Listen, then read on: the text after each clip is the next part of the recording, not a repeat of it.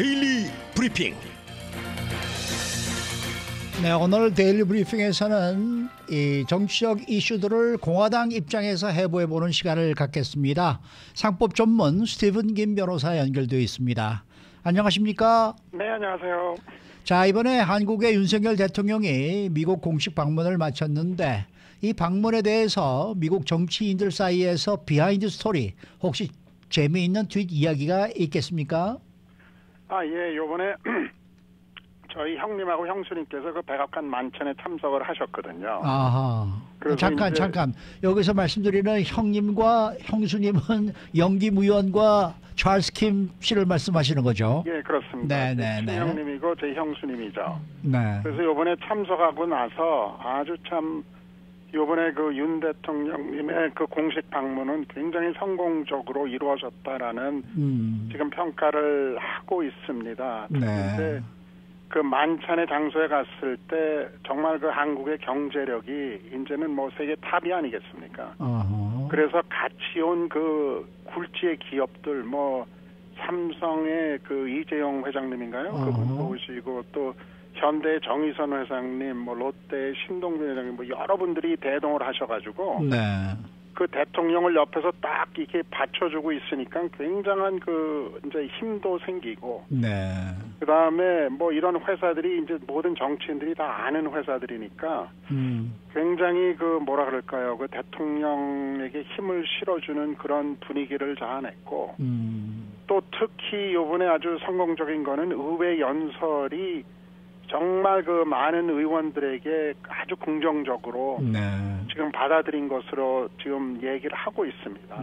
그 한국계 의원들이 민주당 2명, 공화당 2명 반반이라고 얘기하면서 양쪽 당한테 다 이제 어필을 하기도 했고, 그 다음에 이제 미국 사람들이 좋아하는 그 조크로 그 BTS는 뭐 백악관에 먼저 갔지만 의회는 내가 먼저 왔다 이렇게 말하는 게 참 그 친근감 있게 들렸고, 또 그 다음에 뭐 약간 액센트가 있었지만 영어로 아주 내용도 그래도 괜찮은 그 연설을 해가지고 많은 의원들이 굉장히 그 긍정적으로 받아들였다라는 주인 얘기가 있고요.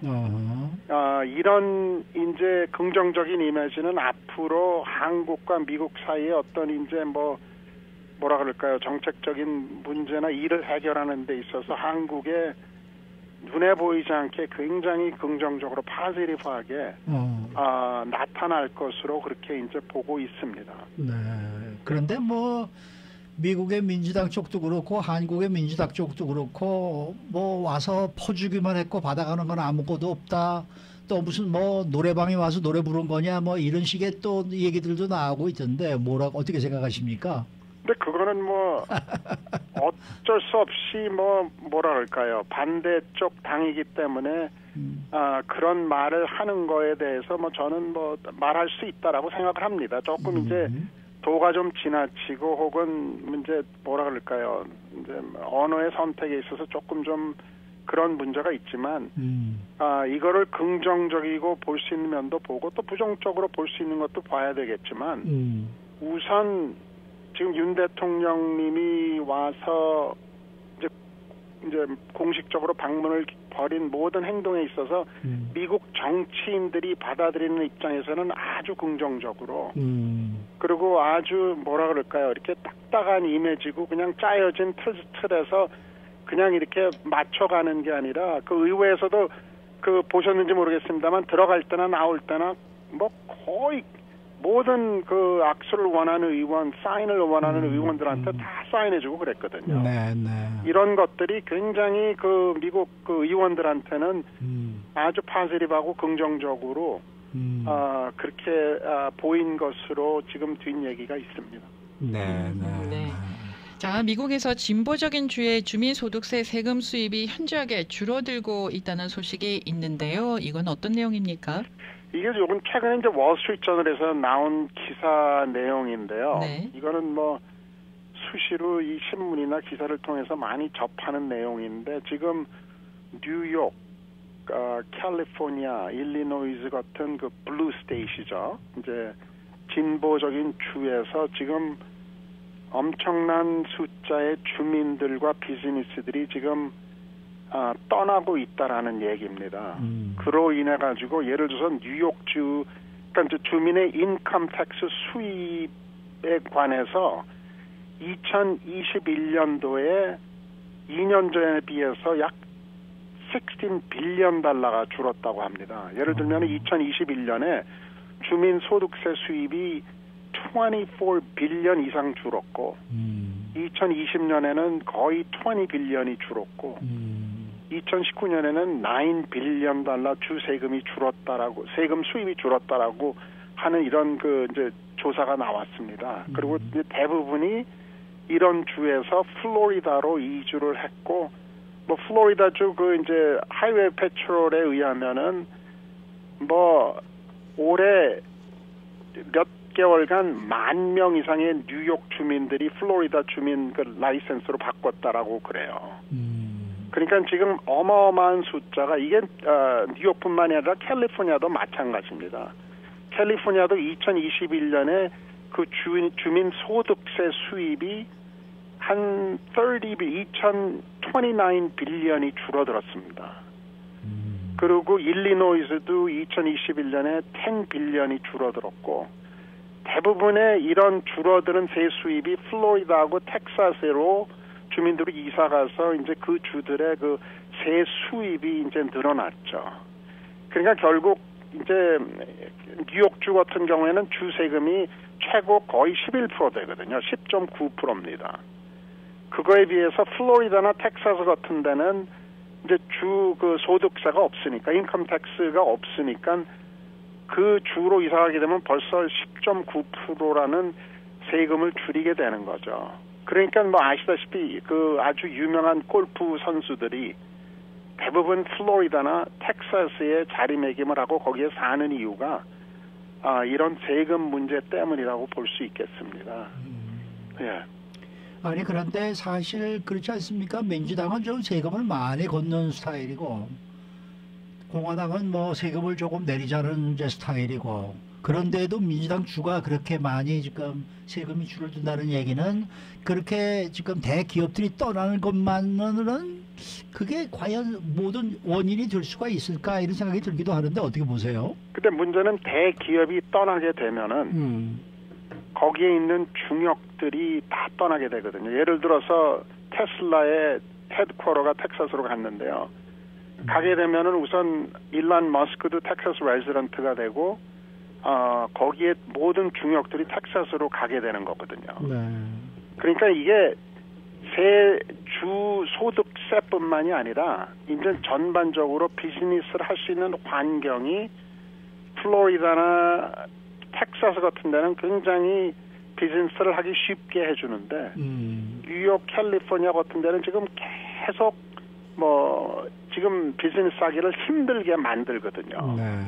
그러니까 이제 비즈니스가 떠나게 되고 또 하나 떠나는 이유는 시카고에서 지금 굉장히 큰 그 펀드 회사 하나가 플로리다로 갔는데 이 criminal activity 그러니까 이 너무나 그 범죄가 많아가지고 직원들이 다운타운에서 일하러 오는데 너무 불안해하기 때문에 네. 좋은 사람들을 구할 수가 없고 자기가 여기서 시카고에서 비즈니스를 시작해서 잘 됐기 때문에 웬만하면 있으려고 그랬는데 이런 범죄 문제니 이런 안전 문제가 너무 심각해지기 시작하니까 어쩔 수 없이 떠났다라고 하면서 떠났어요. 아무리 네. 정치인들한테 얘기해도 이게 바뀌어지지 않는다고 하면서 떠난 겁니다. 그러니까 정책이 결국은 한 주에 10년, 20년의 앞날을 결정하게 되기 때문에 네. 뉴욕이나 캘리포니아도 굉장히 좀 걱정이 되는 주가 됩니다. 네. 네. 자, 앞으로 다가오는 대통령 선거에서 바이든 대통령하고 트럼프 전 대통령이 다시 민주당과 공화당 후보로 격돌하게 될까요? 이게 아주 참 힘든 질문인데요. 지금 뭐 양당에서는 바이든 대통령도 출마를 했고 트럼프도 출마를 했는데 먼저 바이든 대통령 후보는 이번 최근에 그 NBC 뉴스 설문조사에 의하면은 과반수 이상의 민주당원들이 바이든 대통령이 출마하기를 원하지 않습니다. 네. 그리고 같은 설문조사에 보면은 미국 국민 중에 70% 이상이 바이든은 출마하지 말아야 된다라고 그 조사 결과가 나왔어요. 네. 또 그다음에 이번에 민주당에서 로버트 F 케네디 주니어가 발표한 지 2주 만에 이제 20% 지지율을 받기 시작했거든요. 그러니까 이게 어느 정도 이제 민주당원과 국민들은 바이든 후보는 나오지 말아야 된다. 너무 나이가 많다라는 거를 입증을 하는데 지금 나오셨거든요. 근데 앞으로 공천 받기는 힘들 것으로 생각합니다. 또 그래? 이제 공화당 후보 트럼프 후보도 지금 뭐 형사 입건되고 그러면서 이제 아주 강력 지지자들 한테 지금 지지율이 올라가는 효과를 봤는데요. 트럼프 후보도 거의 당선되기는 불가능한 후보라고 저는 생각을 하고 있거든요. 그러니까 바이든 후보도 그렇고 트럼프 후보도 그렇고 이제는 그 뭐라 그럴까요?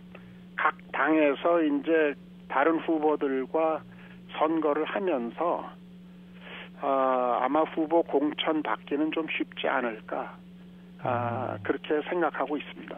아니 그런데 민주당 쪽에서는 지금 바이든 대통령이 나오겠다라는 그러한 이 발표를 하게 되면은 다른 후보들이 다 양보하는 쪽으로 지금 되고 있지 않습니까?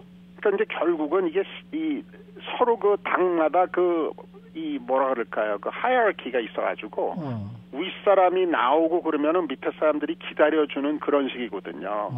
그러니까 당의 질서 때문에 위에 더 시니어한 사람이 나오면은 야 밑에 너는 나오지 마. 이런 그 어떤 그 당의 그 눈에 보이지 않는 이런 프레셔들이 있습니다. 근데 지금 로버트 케네디가 나왔고 이제 조금 시간이 지나면서 제가 볼 때는 약간 좀 뭐라 그럴까요? 돈키호테 같은 그 민주당 후보들이 나올 거고, 또 이제 결국 돈줄을 든 이제 그 뭐 후원자들이 아마 바이든에 대해서 이렇게 하면 안 된다라고 얘기를 하지 않을까. 그렇게 결국 뭐 이제 돈으로 이제 후보가 결정이 되거든요. 네.